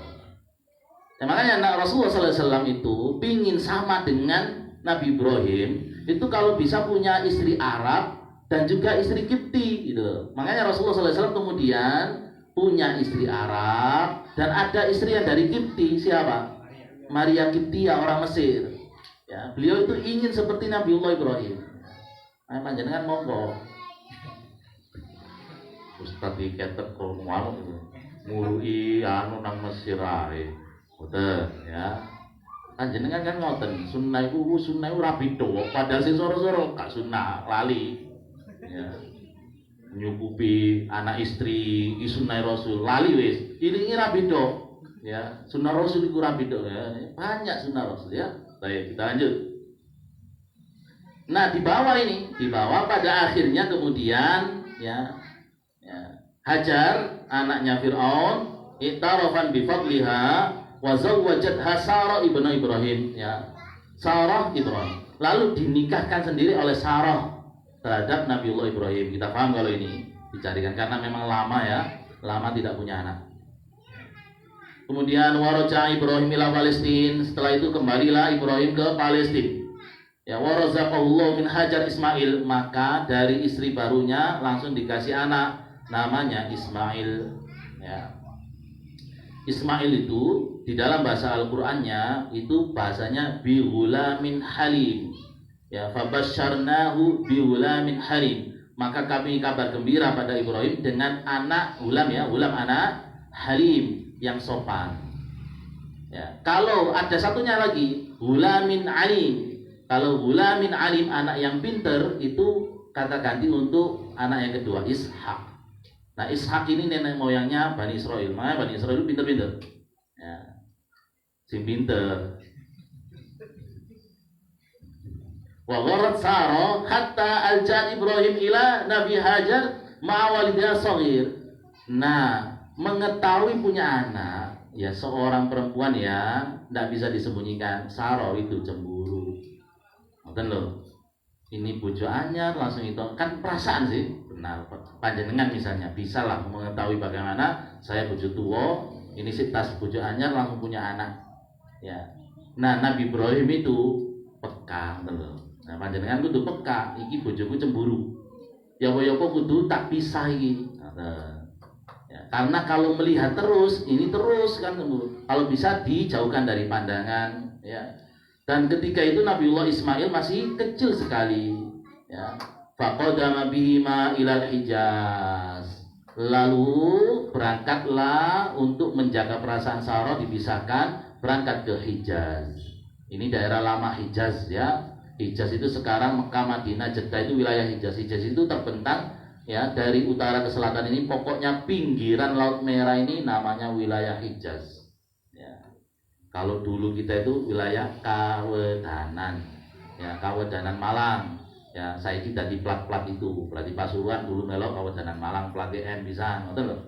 Ya, ini wilayah Kawedanan lama, Hijaz namanya, ya, Hijaz. Dibawa ke sini, faqadama biha ilal Hijaz, sampailah ke Hijaz. Wa askanahuma biwadin ghairi dzi zar'in, sampailah ke sebuah lembah di sana yang tidak ada tumbuhan sama sekali lembah tersebut. Ya, inda baitillahil muharram, di Baitullah al-Muharram, alladzi lam yakun idza dzaka illa murtafi'an minal ardi karrabiya. Ketika itu Ka'bah itu tidak berbentuk kotak seperti ini, hanya gundukan. Karena tidak ada penghuninya, tidak ada yang merawatnya. Sinten sih sing bangun Ka'bah?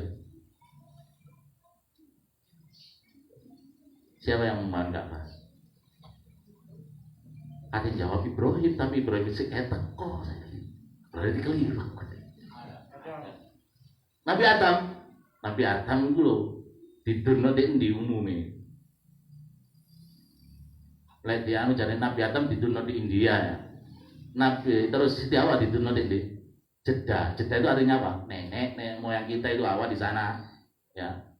Tapi ini tidak terkonfirmasi, artinya ini belum sahih lewat ini kan. Terus caranya ketemu nih di Jabal Rahmah kan, mana lah ngomong kaji Jabal Rahmah, sampai turun jodoh ayo titip, ditelet di kuno foto nih nulis iki wong Indonesia pasti wis, kalau Indonesia kang ini wis talah di Jabal Rahmah. Ya, itu seperti itu. Lu ketemu toko Indianan Jeddah, ya ketemu lah 30 meter sak jongko, ya pirang meter sak jongko nih. Ya sak jongko sak kilo. Ya, 30 meter tingginya. Dia kembali ke sini. Ketika Nabiullah Ibrahim datang ke sebuah lembah, ya, yang tidak ada tumbuhan sama sekali. Ghairi zar'in, di dalam Al-Quran disebutkan tidak ada tumbuhan sama sekali. Inda baitillahil muharram, di rumahnya Allah yang suci. Ya, dia ya ketika itu hanya didapati Ka'bah itu berupa fondasi gundukan seperti ini. Berarti Ka'bah siapa yang membangun? Surah Al-Imran, Allah Subhanahu wa taala menyebutkan inna awwala baiti wudi'a lin-nasi lalladzi bi Bakkah. Ya, sesungguhnya yang pertama kali bangunan di muka bumi dibangun itu adalah di Bakkah. Bakkah itu kota lama, namanya Mekah, nama lamanya Bakkah. Sama dengan Madinah, nama lamanya adalah Yathrib. Yang bangun siapa? Para malaikatnya Allah. Ini bangunan pertama kali di dunia. Makanya Bakkah itu disebut Ummul Qura. Apa artinya Ummul Qura? Ibuke desa. Durung ana desa, pertama kali desa sing ana di muka bumi itu Makkah itu. Makanya namanya Ummul Qura, ibuke desa. Nglairno desa liya sampai ana desa iki. Namanya Ummul Qura. Universitas teng Mekah dinamakan Universitas Ummul Qura. Ya, itu alma maternya Said Aqil Siraj.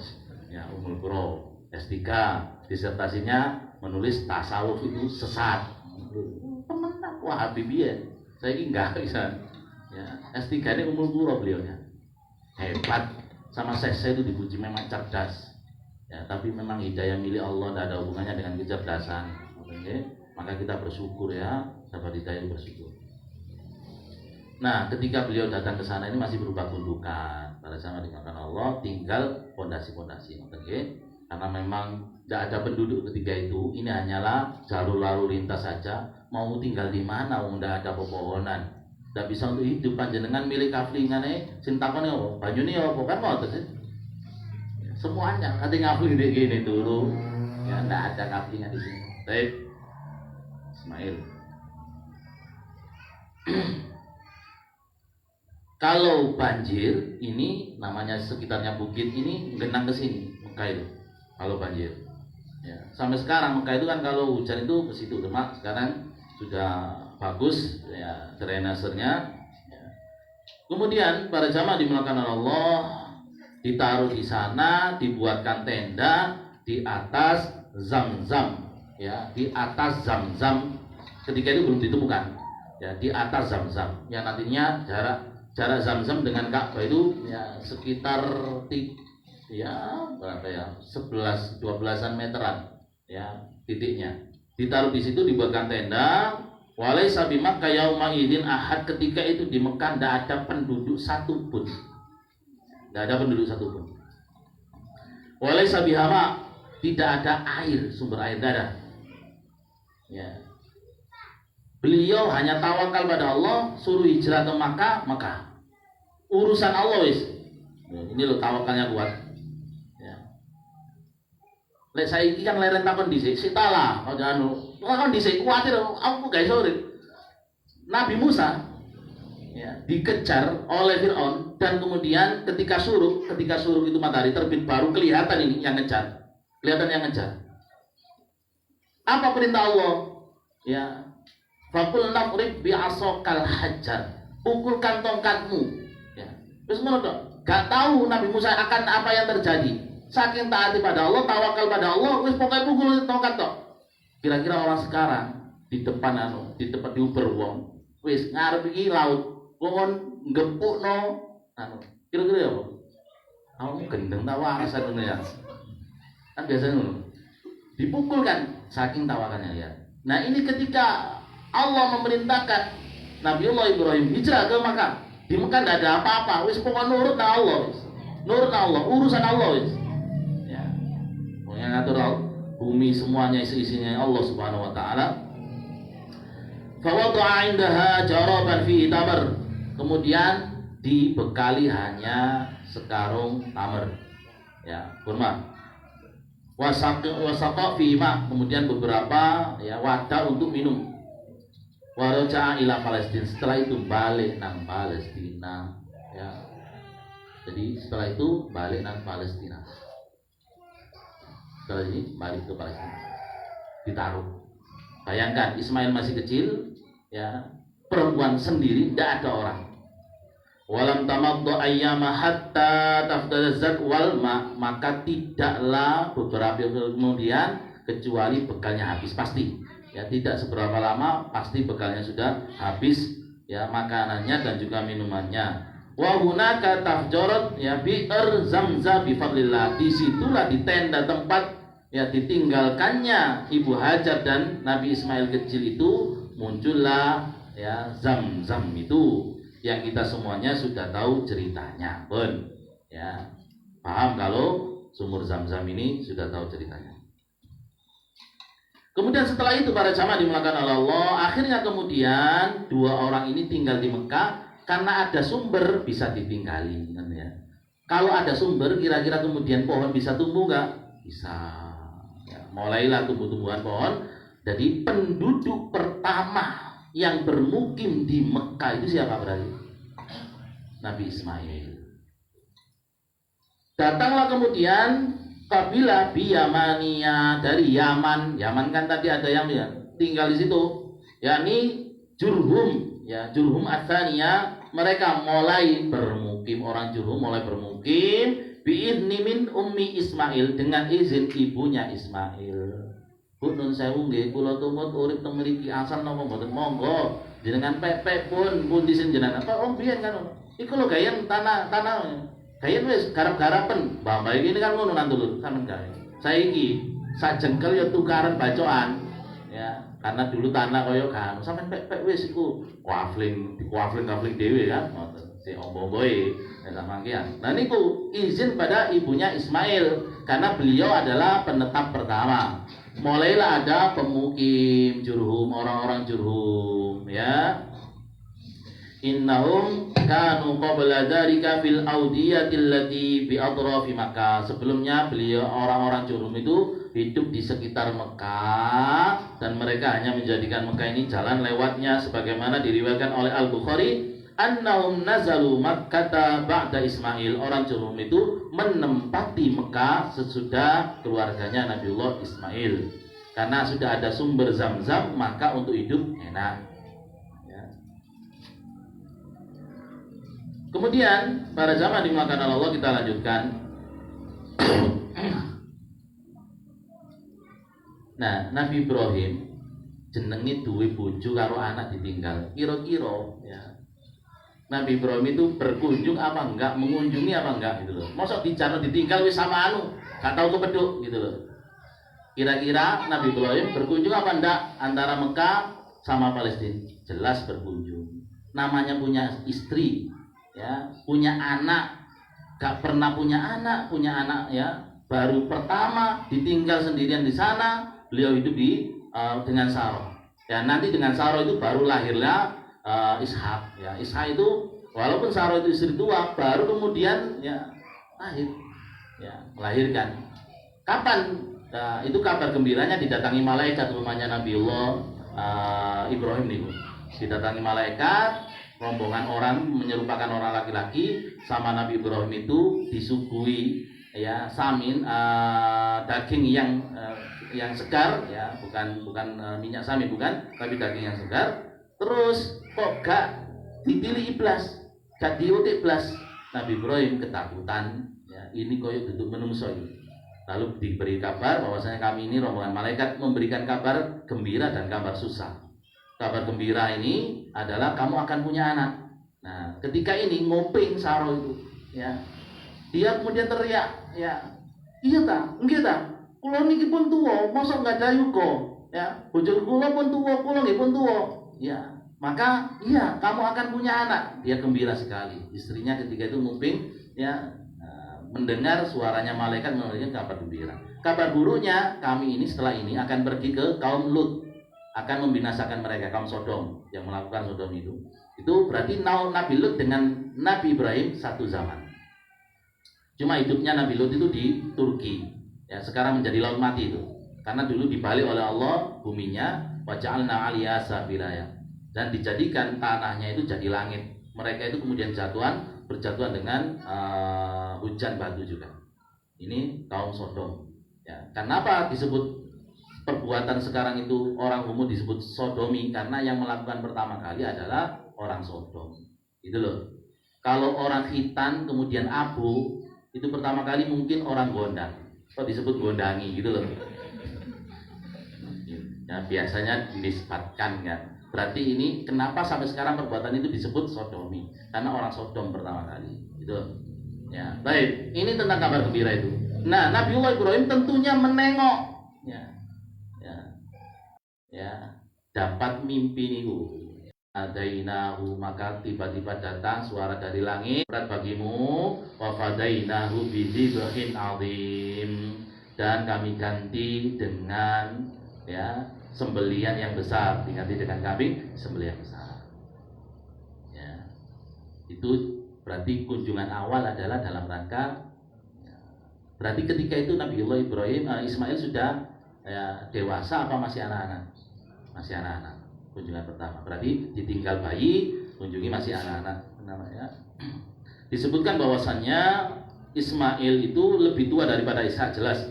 Jaraknya umurnya Ismail dengan Ishak itu bithalati asyara, 13 tahun. Ya. Jadi 13 tahun sesudah Hajar bisa melahirkan, baru Sarah punya anak. Ya. Okay. Dan alur kisah ini menunjukkan bahwasannya terjadinya penyembelihan, perintah menyembelih Ismail ini sebelum kelahiran Nabi Ishak. Sebelum kelahiran. Berarti sebelum umur 13 berarti. Karena lahirnya Nabi Ishak ya jaraknya 13, masih kecil. Ya, bayangkan ini lucu-lucunya panjenengan ya, lucu-lucunya. Ya berat memang, berat. Kita tidak nyampe itu. Ya ujiannya para nabi itu berat. Kita sendiri misalnya disuruh belai itu sing mau kan ini belai. Apa kan deli anakku tayang-tayang kadang-kadang. Ya kita ini berat. Jadi para nabi itu berat ujiannya. Kemudian para jamaah dimakan oleh Allah Subhanahu wa taala ya. Jadi kunjungan pertama saat mimpi menyembelih Ismail, ya ini ayatnya. Kunjungan kedua para jamaah dimakan oleh Allah sudah menikah. Jadi pas tadi maten Nabiullah Ibrahim gak iso teko nang walimah. Sudah menikah. Waktu kunjungan ke sana itu ternyata sudah beristri. Dan untuk kunjungan yang kedua, 3 dan 4 ini jadi satu riwayatnya diriwayatkan oleh Imam Al-Bukhari. Artinya ini bukan ngarang ya. Jadi kunjungan pertama jelas ada dalilnya ini, ayat ya. Kunjungan kedua, ketiga, keempat juga berdasarkan hadis riwayat Al-Bukhari yang marfu ya dari sahabat Ibnu Abbas radhiyallahu anhuma. Secara ringkas ya, tatkala Nabiullah Ismail itu sudah menjadi pemuda, belajar bahasa Arab pada suku Jurhum ya, maka orang Jurhum itu takjub pada Ismail, ini anak yang baik ya. Orang Jurhum ini berasal dari Yaman, kalau Ismail berasal dari Irak, Arab yang dari Irak. Orang Jurhum takjub, oh iki pinter arek iki. Ya, biasa nilai arek bujang pinter soleh diapano? Dipek mantu. Jadi ngoten, jenengan cerdas. Jadi ono ustad sik bujang dan pek mantu. Nah, masalahnya ustad itu gak bujang di sini. Ya. Rata-rata seperti itu. Dari dulu saya waktu bujang ngoten, waduh membahayakan lah bujang niku. Makanya ndak segera nikah. Kula niku kan kayak dakwah 2008 umum ya, kayak umum dakwah 2008 sampai 2010 sing bujangi. 2 tahun ini penuh ujian. Nang ndi wis ditarik-tarik ae. Ya. Pun 2008 2010 nikah. 2008 memulai dakwahnya. Baik. Nah di situ dipek mantu ya, istrinya berarti orang Jurhum. Wa matat ummu, dan ini ya ketika menikah ibunya sudah meninggal, Ibu Hajar. Ya, Ibu Hajar sudah meninggal. Ya. Wa badali Ibrahim ayattali'a tarakau faja'a ba'da tazawuj, maka Ibrahim ketika itu kangen pingin melihat anaknya, ternyata di sana anaknya sudah menikah. Falam yajidi Ismail, nah namanya nggak ada WA. Pak teko di Mekah gano Ismail. Jadi janjian di sini misalnya. Nah, aku nggak nang Mekah ya, sampean nggak bisa. Ternyata waktu ke sana Nabiullah Ismail nggak ada di rumah, ya, nggak ada di rumah, sedang berburu. Orang dulu ya keluar oleh nafkah berburu. Ketemu apa? Ketemu istrinya.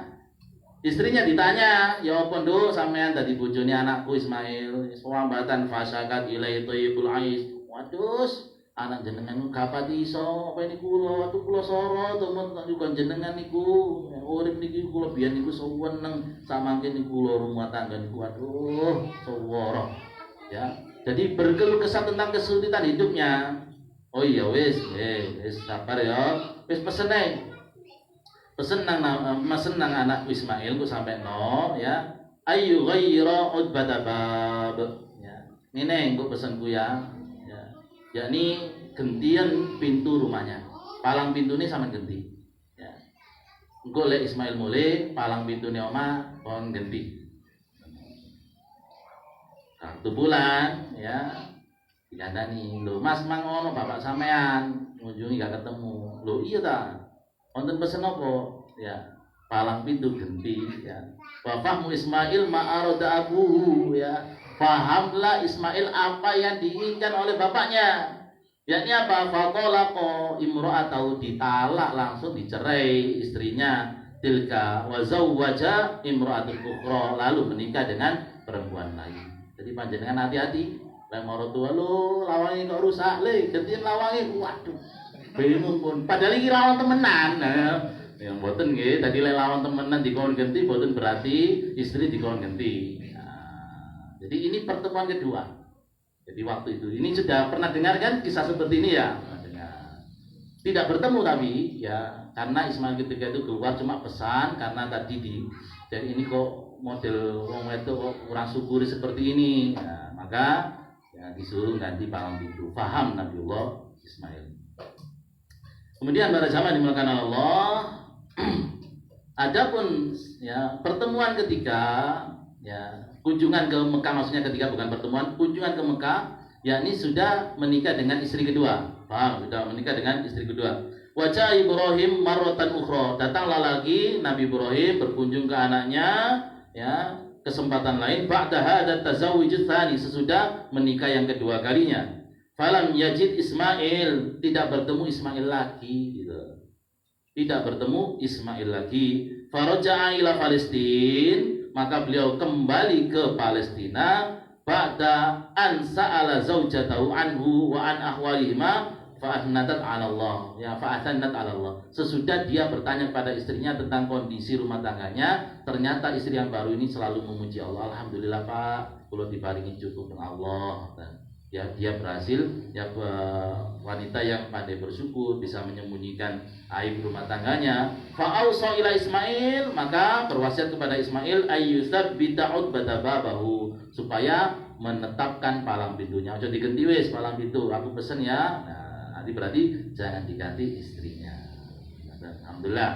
Ya, jadi lek moro tuwa kemudian pesen, nah pintunya api aja diganti-ganti, alhamdulillah. Lanjut.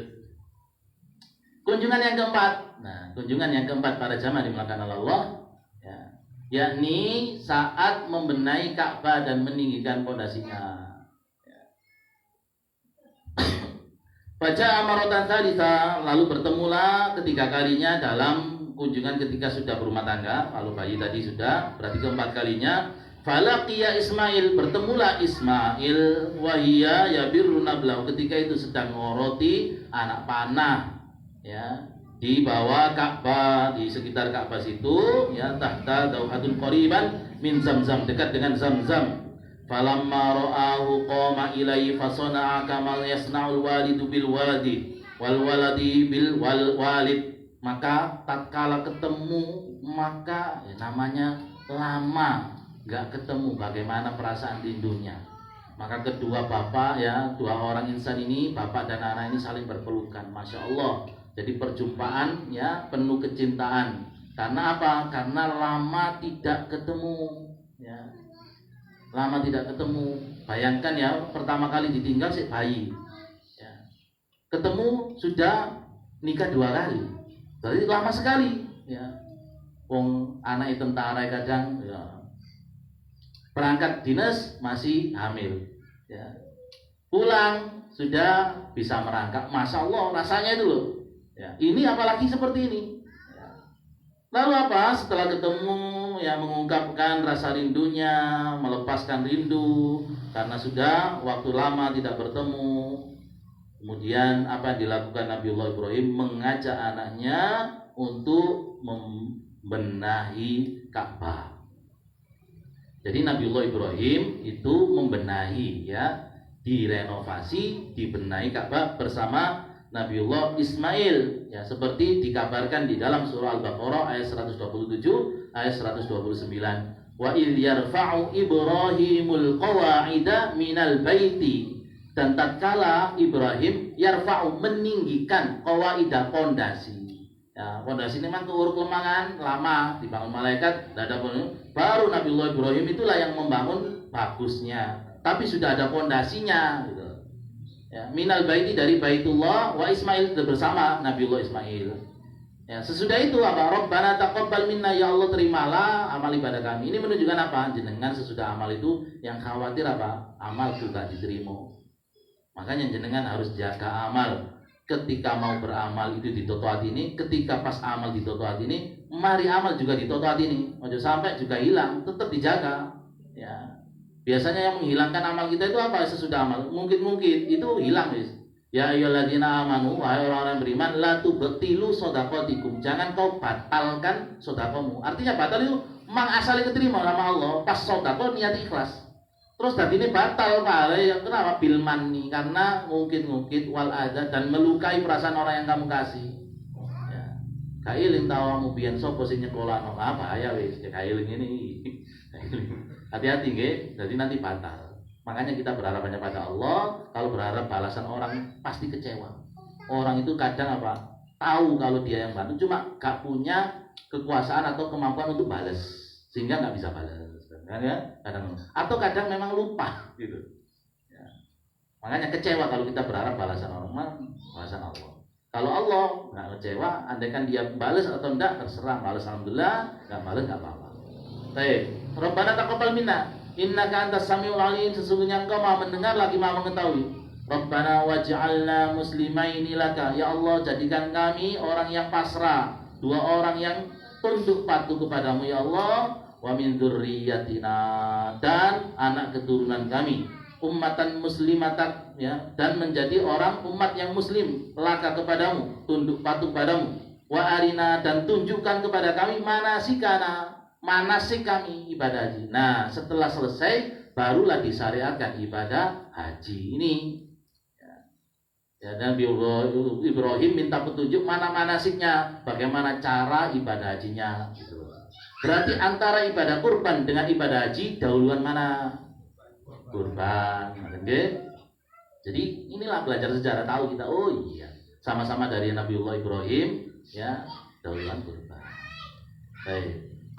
Wa arina manasikana wa tub alaina, terimalah taubat kami, innaka antat tawwabur rahim, sesungguhnya engkau ya Allah maha penerima taubat, maha penyayang. Rabbana, kemudian berdoalah Nabi Ibrahim. Nah ini yang sekarang dirasakan oleh Saudi, kena doanya Nabi Ibrahim.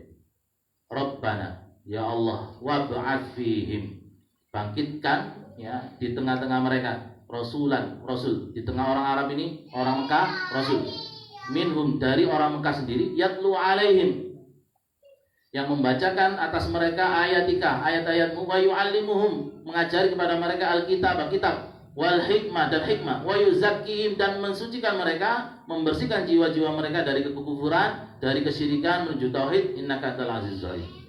Ya, sesungguhnya engkau maha kuasa lagi maha bijaksana.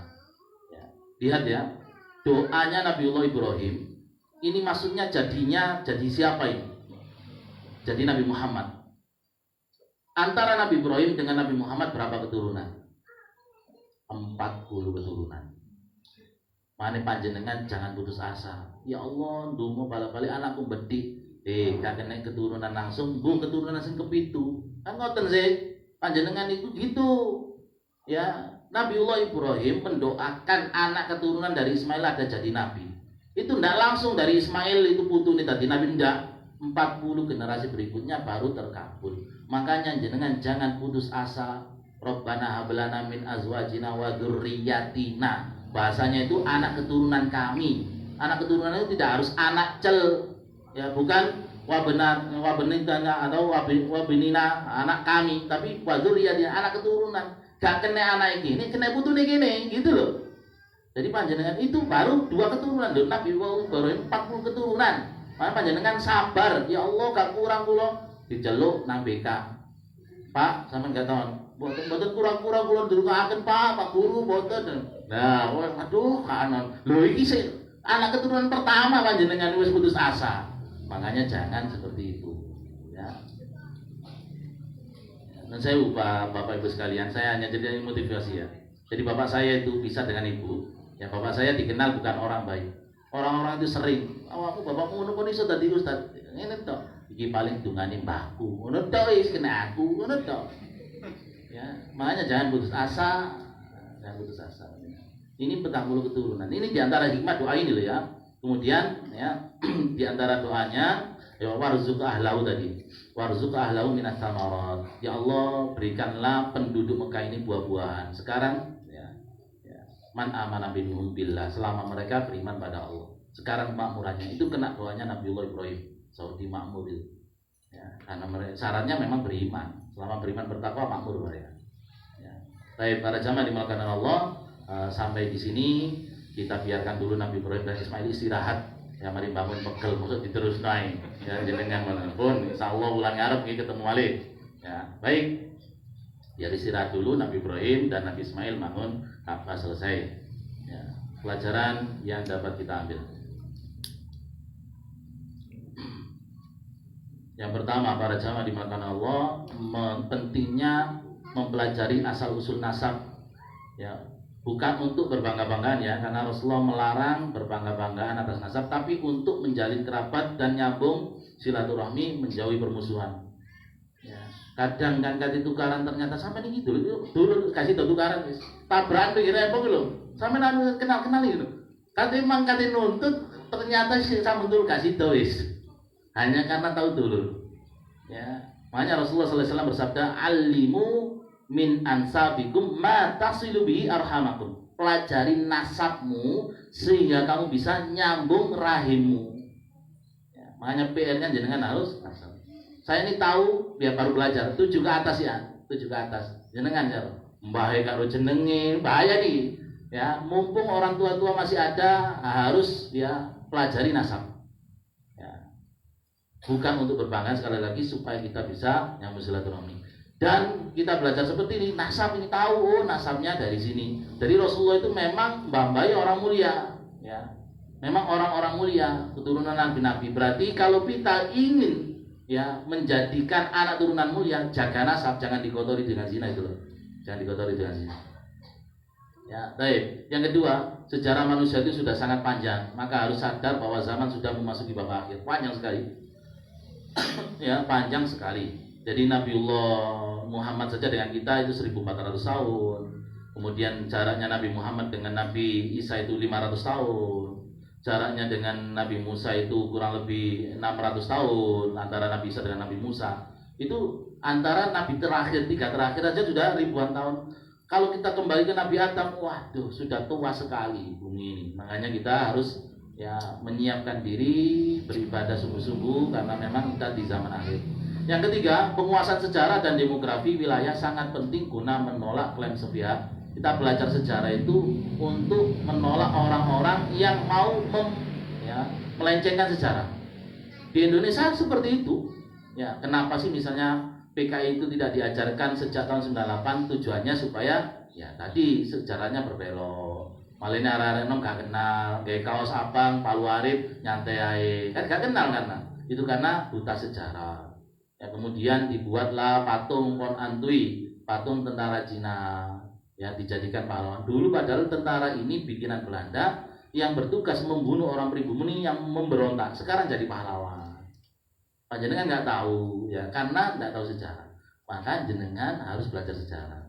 Dan sekarang kewajiban para ayah sebelum tidur nyeritani, bukan kayak HP main HP le, aku nak main HP pisan, kan ceritani, lebihan bamba kan cerita kancil, cerita anu kan mau kadang, tapi ada hikmah. Ini yang hilang dari anak-anak kita sekarang. Apa jenengan di samping diajari zikir, kemudian diceritani kan, diceritani mbahmu biyen iku jenenge iki, mbah biyen iku lho melok perang lho, niku bangga lho. Mbahku biyen pejuang bangga. Ini akan berpengaruh loh pada mental anak. Aku gak bedi, aku itu turunan pejuang loh. Misalnya itu aku tak mau. Baik. Pelajaran yang nomor 4. Mobilitas dakwah Nabi Ibrahim sangat tinggi dengan jarak tempuh yang jauh. Ya. Jadi kalau Pandaan Panjen ini nggak seberapa. Yang bayangkan Nabi Ibrahim dakwah itu dari Irak ke Gaza, markasnya di sana. Dari Gaza ke Mesir, dari Gaza ke Mekah. Makanya tidak ada apa-apanya kita itu. Ya. Para sahabat dulu kalau jihad itu ya dari Medina ke Irak, dari Medina ke Syam, itu ribuan kilo. Ya. Gano bis, gano kereta api yang kendaraan. Kini saya kereta api, teko kini nang Bandung rasanya remek kabeh. Bayangno jihad biyen numpak unta numpak jaran, apa gak remek. Cuma semangat yang menguatkan. Bahkan para sahabat itu sampai gini, kesibukan jihad kami membuat kami gak sempat menghafalkan Al-Quran. Sungguh jihad ini menyibukkan kami. Panjenengan kira-kira, sungguh HP ini menyibukkan kami sehingga gak sempat menghafalkan Al-Quran. Para sahabat dulu jihad itu merasa apa? Padahal disibukkan jihad, merasa getun gak iso ngapal Al-Quran karena memang hidupnya jihad. Hidupnya jihad. Yang kelima, para jamaah dimulakan Allah, lelaki yang menjaga diri, maka wanita-wanitanya akan dijaga oleh Allah. Kita ambil dari mana? Tadi istrinya Fir'aun, istrinya Nabiullah Ibrahim mau digoda oleh Fir'aun tapi nggak berhasil. Ini sebagaimana sabda Rasulullah SAW, "Aifu ta'ifu nisa'akum." Ya, jagalah kehormatanmu, maka wanita-wanitamu akan dijaga oleh Allah. Ya, istrimu, anak perempuanmu. Mane hati-hati sing betik-betik ku eling, kan biasanya wong nak mari lho aja mudho arek wedok eling kok duwe anak wedok lho dibudho kaya awakmu lho. Nah, itu kan kadang seperti itu benar. Ifu taifu nisab. Jagalah dirimu, maka anak-anak perempuanmu, perempuan-perempuanmu, istrimu dan anak perempuanmu akan dijaga oleh Allah. Wa birru abakum kata Rasulullah. Dan baktilah kamu kepada orang tuamu, tabirrukum abnaakum. Maka anak-anakmu akan bakti padamu. Kalau kita sekarang misalnya wis repot aku gojek kabeh tak kirim nang panti jompo di Malang ae aku hati-hati jangan anake ngirim nang panti jompo bisa delok ndak karena itu contoh ya. Nomor 6 pelajaran yang dapat kita ambil penyimpangan sejarah tentang asal usul Hajar ibunya Nabiullah Ibrahim Ismail ya. Jadi kita belajar dapat ilmu sekarang Hajar itu adalah keturunan Raja Mesir bukan budak ya. Jadi ini memang dari Israel. Orang Israel itu Bani Israel sangat benci pada Arab keturunan Ismail. Untuk merendahkan mereka mengatakan kamu keturunan budak, gitu. Karena Hajar itu budak, ya. Seperti itu. Dan sampai sekarang mereka menganggap sebagai kakak. Padahal yang benar kakak itu Ismail. Ishak itu adik 13 tahun. Ya. Dan ini dirubah di mereka ya, di Injil Barnabas yang paling sesuai disebutkan anak pertamanya Nabiullah Ibrahim itu Ismail. Tapi kalau di kitab-kitab Injil sekarang Taurat Injil anak pertamanya Ishak. Mereka untuk itu tadi untuk membanggakan diri Ishak ini ada di Bani Israel. Gitu. Yang ketujuh para jamaah dimakan Allah, suami harus menjaga perasaan istri. Ya, harus ngerti ya. Ini main perasaan. Istri itu memang perasaan. Ya, kalau orang laki-laki kan main akal, akalnya lebih panjang, lebih besar daripada perasaannya. Kalau istri perasaan. Sebagaimana Nabiullah Ibrahim perasaan ini cemburu ini tidak perlu bilang maka beliau memisahkan supaya jaga perasaan. Yang kedelapan siapa yang bertawakal pada Allah maka Allah akan mencukupinya. Wa may yatawakkal 'ala Allah fa huwa hasbuh. Siapa yang bertawakal pada Allah Allah mencukupinya. Kita ambil pelajaran dari mana? Hajar dan Ismail ya biwadin ghairi zar'in ditinggal di sebuah lembah yang tidak ada tumbuhan sama sekali. Tapi karena tawakal pada Allah, Allah mencukupi dan sekarang Mekah itu termasuk kota yang makmur sekali. Yang kesembilan para jamaah dimakan Allah, teladan yang baik dari suku Jurhum. Sebagai penghuni baru mereka minta izin pada penghuni lama. Ini adab ya, adab apapun ya. Ini bagian dari adab. Yang ke-10 besarnya ketaatan Nabiullah Ibrahim alaihissalam pada Allah Subhanahu wa taala. Diambil dari mana kalau ini? Perintah untuk menyembelih anaknya sehingga kunjungan pertama ke Mekah tadi. Yang ke-11 orang tua itu berhak menasihati anaknya dalam urusan rumah tangga. Ya, kita ambilkan dari mana kunjungan tadi? Kok bojomu ini? Ini hanya sekitarnya, tapi putusannya pada anaknya yang bersangkutan. Kalau dia sabar atas wataknya seperti itu ya juga boleh. Cuma kan orang tua ini kan pengalaman hidupnya lebih panjang, tahu asam garamnya. Ya, jadi kalau seperti ini lekatnya dipertahankan. Berarti ini memang parah gitu loh. Parah. Cuma bahasa hadis kan ringkas gitu aja. Yang kedua 12 ya Allah ya para jamaah dimakan Allah ketabahan Nabi Ismail alaihissalam yang luar biasa. Kita ambil dari mana? Ya nggak pernah ketemu dengan bapaknya lama sekali. Ketemunya sudah beristri dua ya istri yang kedua tadi. Ya kita itu ya jarang ketemu dengan bapak kita. Bukan ada masalah ya karena ya seperti itu ya harus sabar. Pelajaran ketiga, Ka'bah dibangun dan ditinggikan fondasinya oleh Nabiullah Ibrahim dan Ismail ya. Dibangun ini maksudnya direnovasi, dibenahi ya. Yang pertama kali ya para malaikat dulu ya. Yang ke-14 adalah haji disyariatkan sejak zaman Nabiullah Ibrahim alaihissalam, sebagaimana kurban disyariatkan sebelumnya. Jadi peninggalan Nabiullah Ibrahim yang masih diteruskan kita itu ada 3. Yang syariat yang diteruskan ya, tapi pada dasarnya Islam ini adalah millata Ibrahim ya. Cara beragamanya Nabi Ibrahim itu hanifan, yang lurus. Ini penerusnya Nabi Ibrahim. Syariatnya 3 yang diteruskan. 1 apa? Lalu tadi kurban. 2 haji. 3 yang mau gondangi mang khitan ya. Khitan itu Nabiullah Ibrahim ya. Panjenengan eling gondang ini tuwa lari khitan ya. Terus pentingnya sabar dalam berdoa. Kita ambil dari mana? Doanya Nabi Ibrahim, ya Allah Rabbana wa ba'ath fihim rasulan. Ya Allah bangkitkan rasul. Gak langsung bangkit 40 keturunan. Nah, panjenengan sabar berdoa. Gak kena anak ini kena putu ini, gak kena putu ini kena cici dan lain sebagainya. Pasti tidak ada sia-sia kok. Doa kita tidak ada sia-sia ya. Jadi sabar dalam mendidik anak, Bapak Ibu sekalian. Ya misalnya balik-balik diceluk nang BK, sabar aja, hitungan terus. Ya demikian. Wallahu ta'ala alam. Baik, kurang lebih 15 menit lagi. Kalau jam 11 silahkan, mungkin ada yang ditanyakan. Tafadhol. Dan mohon maaf nanti saya tidak bisa ramah-tamah dulu ya. Sebenarnya Mas Hadi sudah menawarkan ramah-tamah, karena saya jam 2 harus ada di tempat lain. Jadwalnya pada kemudian. Allah dari akhwat ada yang bertanya. Bismillah, assalamualaikum warahmatullahi wabarakatuh. Ustaz, waalaikumsalam warahmatullahi wabarakatuh. Pada abad keberapa postur tubuh manusia menjadi kecil? Kalau kita lihat sejarahnya, mulai Nabi Musa, Nabi Isa itu sudah seperti kita. Ya, Nabiullah kalau Nabi Nuh itu sekitar generasi keempat secara Nabi Adam pun sudah menyusut, sudah 4 meter makamnya yang ditemukan ya. 4 meter pun kalau sekarang tinggi jempol ini plafon ya. Itu umurnya juga mulai sedikit. Nabi Adam itu umurnya berapa? 1000 tahun. 1000 tahun. Jadi kalau berangan-angan 1000 tahun memang bapak kita dulu 1000 tahun. Ya. Dan berarti sehat.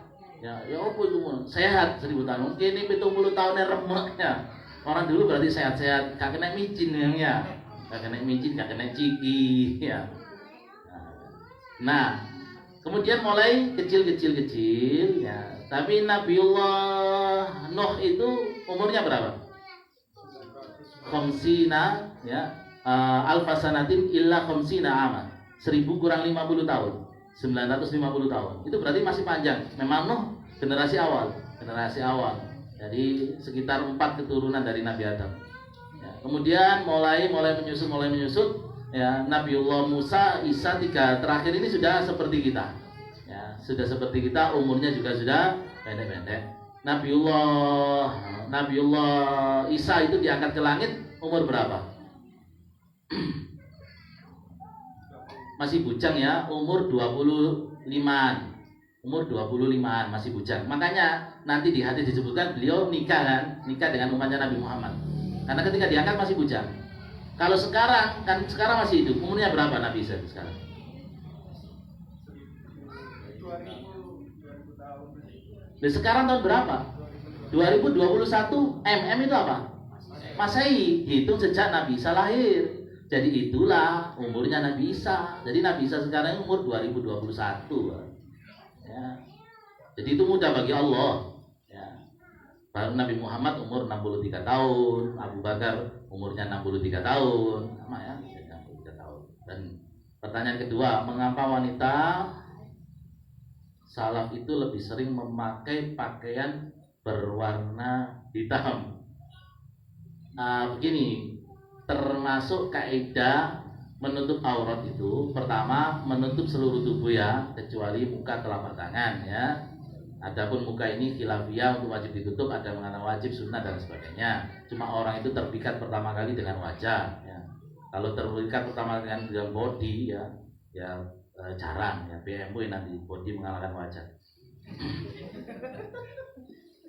Baik. Yang kedua yang nutup ya. Yang ketiga, kainnya itu tidak nerawang ya.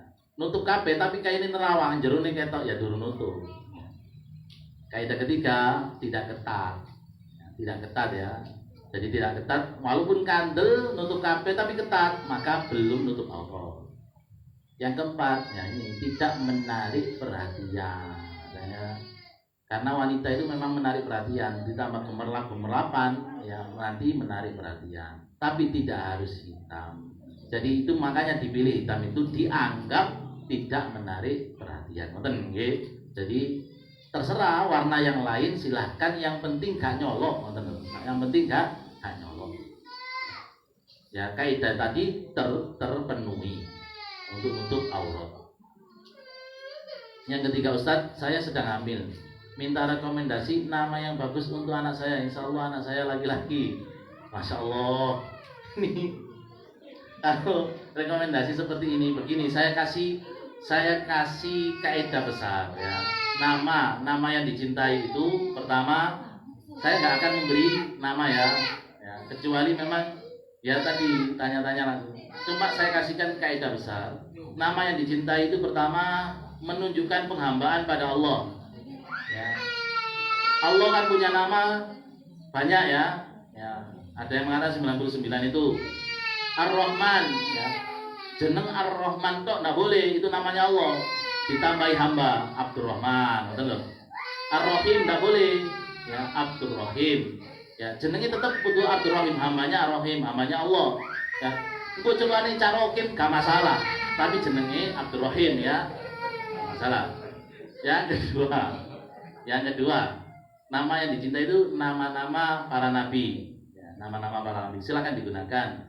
Yang ketiga, ya, yakni nama yang menunjukkan doa yang baik atau nama para sahabat. Bagus. Para sahabat banyak sekali. Sahabatnya Rasulullah itu kalau para ahli sahabat ahli sejarah sekitar 124.000. Yang terdeteksi namanya 75.000. Jadi sahabat itu 124.000 itu diambil ketika Haji Wada ya, sekitar 124.000. Sama dengan jumlah nabi dan rasul itu 124.000. Di antaranya itu 313 yang jadi rasul. Bedanya nabi dengan rasul adalah lek di sekolahan lek nabi wahyu gawe dhewe, lek rasul gawe wong iki keliru. Mosok oleh wahyu gawe dhewe diseneni wong kene diperintah amar ma'ruf nahi mungkar, ana wong salah. Waduh gak iso ngelingno aku soalnya gawe aku dhewe yo ngene. Nabi soalnya aku tak boleh. Salah. Nabi itu ya dia tidak membawa syariat baru. Kalau rasul membawa syariat baru. Jadi ada yang nabi tidak jadi rasul, ada yang nabi sekaligus rasul. Berarti apa? Dia membawa syariat baru. Contohnya nabi pertama adalah Nabi Adam. Kalau rasul pertama adalah Rasul Nuh. Kenapa? Karena pertama kali terjadi kesyirikan di muka bumi adalah zamannya Nabi Nuh. Sebelumnya semua orang menyembah Allah. Ya, tidak terjadi kemaksiatan berupa syirik. Baru zamannya Nabi Nuh terjadi kesyirikan berupa membuat patung 5 orang soleh itu diperingati. Wadda, Suwa'a, Yahuda, Ya'uqa, Nasra itu. Ada orang soleh kemudian mati. Mereka kemudian kehilangan, untuk mengenang dibuatkan patung. Awalnya untuk mengenang sejarah, untuk membangkitkan semangat. Lama-lama sehingga wis mati ganti anak keturunan disembah-sembah. Itulah kenapa kita dilarang ya untuk tasawur, ya untuk menggambar mematung, khawatir seperti itu. Sekarang saja gambar Wali Songo misalnya, rutu ae gak wani ada lho diamun dhisik kate ono opo kok rutu rek ngono. Iku sik gambar Wali Songo durung gambarin Nabi. Ya. Baik. Panjenengan iki cengenge seneng ngaji. Pun. Ya, jadi itu. Terus jadi cari nama sahabat ya. Cari doa-doa yang bagus ya. Ya, seperti yang Rasulullah ada beberapa ya yang disebutkan nama yang bagus adalah nama Al-Haris ya, seorang penjaga, dan Hammam ya, seorang yang ya dia bisa dipercaya jaga. Itu memang ada hadisnya. Kalau disebutkan seperti itu ya, silahkan ya. Ya. Jadi seperti itu ya. Jadi nanti rundingan dengan suaminya. Ya, suaminya lebih berhak. Saya kasih gambaran umum saja. Nanti misalnya konsultasi silahkan, boleh melalui suaminya, melalui tanya pada panitia, Ustadz saya punya anak ya, suaminya ya, kira-kira namanya apa, silahkan. Kalau sekarang belum karena nggak bisa, ini butuh inspirasi jeneng anak ibu nggak ya, demikian. Allah Ta'ala alam. Yang lain monggo. Kalau dari sejarah tentang penyembahan dari orang ke Nusantara. Nggak apa-apa, nggak apa-apa. Apa Sudah selesai. apa mungkin bisa terjadi bahwasanya dari keyakinan kepercayaan orang Hindu kan Dewa Brahma, istrinya Dewa Brahma kan Saraswati, sedangkan itu kayak Dewa Brahma kan huruf konsonannya sama Nabi Ibrahim kan sama B, R, A, dan M, sedangkan huruf vokalnya beda. Apa mungkin ada buktinya seperti kalau dikembalikan sama biasanya penyembahan orang soleh?